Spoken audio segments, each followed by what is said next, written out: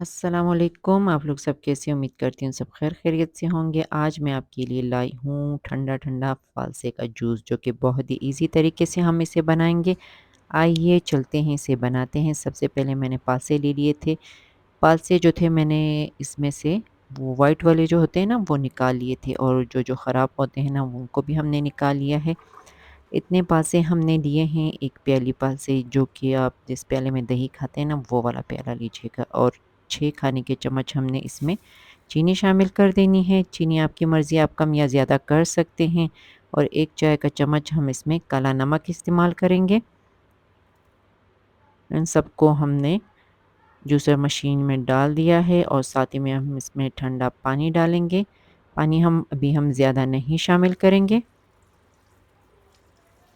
थोड़ा करके शामिल करेंगे, क्योंकि बाकी पानी हम बाद में शामिल करेंगे। अभी हम इसको अच्छी तरीके से ब्लेंड कर लेते हैं।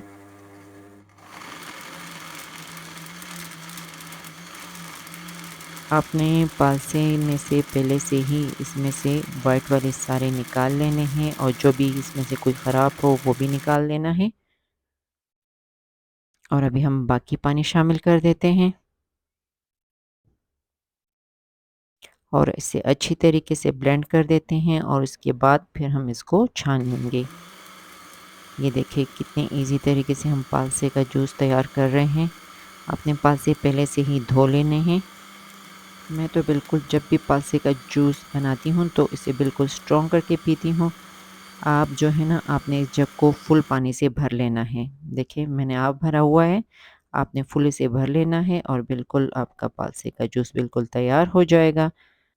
और फिर आपने इसे छान लेना है। छानने के बाद आपने फिर गिलासों में इसे सर्व कर लेना है।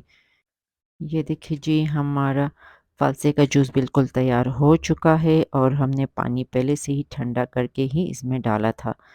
ये गर्मियों के लिए बहुत ही फ़ायदेमंद जूस है। आप ज़रूर इसे ट्राई कीजिएगा, और मुझे कमेंट्स में बताइएगा कि आपको ये जूस कैसा लगा, फ़ालसे का जूस। इंशाल्लाह अगली रेसिपी में फिर मुलाकात होगी। ओके, जब तक के लिए अल्लाह हाफ़िज़।